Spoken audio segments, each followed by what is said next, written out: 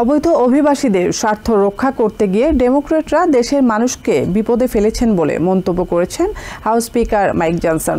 রবিবার এবিসি নিউজকে একথা বলেন তিনি। নোকিং সমাবেশে ইন্ধন জুগিয়ে ডেমোক্রেটরা দেশের মানুষকে বিভ্রান্ত করছেন বলে দাবি করেন স্পিকার। এদিকে সরকারের অচলাবস্থার জন্য দু দলের আইন প্রণেতাদের দায়ী করেছেন রিপাবলিকান সেনেটর র্যান্ড পল। অন্যদিকে রাজনৈতিক স্বার্থ বাদ দিয়ে দেশের মানুষের কল্যাণে ডেমোক্রেটিক সহকর্মীদের প্রতি আহ্বান জানান একই দলের সেনেটর কেটি ব্রিট।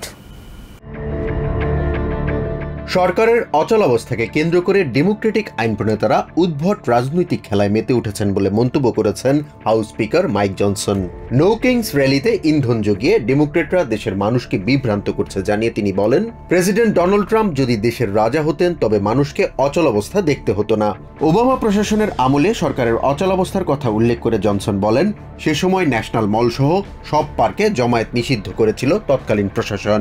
প্রেসিডেন্ট ট্রাম্প রাজার মতো আচরণ করলে নো কিংস র্যালি অনুষ্ঠিত হতো না বলেও মন্তব্য করেন তিনি। সরকারের অচলাবস্থা জারি রেখে সেনেট মাইনরিটি লিডার সস্তা রাজনৈতিক প্রচার চালিয়ে যাচ্ছেন বলেও অভিযোগ করেন স্পিকার। দেশের বেশিরভাগ মানুষকে অর্থনৈতিকভাবে বিপর্যস্ত করে ডেমোক্রেটিক সহকর্মীরা আনন্দের সাথে দিন কাটাচ্ছেন দাবি করে জনসন বলেন, জনদুর্ভোগ সৃষ্টি করে রাজনৈতিক প্রচার চালাচ্ছেন ডেমোক্রেটরা। তিনি অভিযোগ করেন, রিপাবলিকান আইন প্রণেতারা অচলাবস্থা নিরসনে উদ্যোগ নিলেও অবৈধ অভিবাসীদের স্বার্থ রক্ষায় দেশের মানুষকে বিপদে ফেলছেন ডেমোক্রেটরা। জনসন বলেন, নিজের রাজনৈতিক স্বার্থ হাসিলে দলের বামপন্থী অংশকে গুরুত্ব দিচ্ছেন ডেমোক্রেটরা। দেশের বেশিরভাগ মানুষ ডেমোক্রেটদের রাজনৈতিক চাল সম্পর্কে জেনে গেছে দাবি করে স্পিকার বলেন, অন্যান্য স্টেটে জনপ্রিয়তা হারিয়ে এখন নিউ ইয়র্ক সিটিতে বামপন্থী প্রার্থীকে জেতাতে উঠে পড়ে লেগেছেন তারা।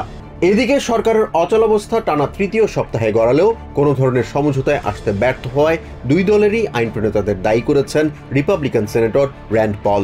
রিপাবলিকান এবং ডেমোক্রেট কোনো দলের প্রস্তাবিত ব্যয় বিলে সম্মতি দেননি জানিয়ে তিনি বলেন, দুই দলের প্রস্তাবেই দেশের মানুষের উপর অতিরিক্ত ব্যয়ের বোঝা চাপিয়ে দেওয়ার চেষ্টা করা হয়েছে।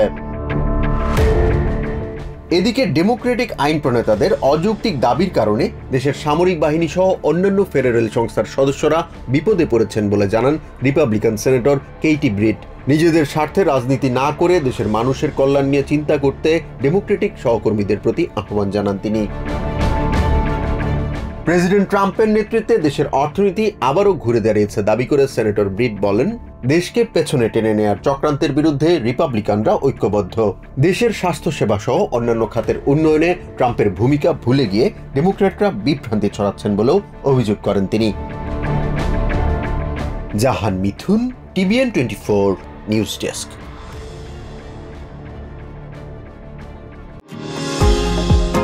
নিউ ইয়র্ক থেকে সম্প্রচারিত TVN 24 টেলিভিশন বিশ্বজুড়ে বাঙালির কণ্ঠস্বর।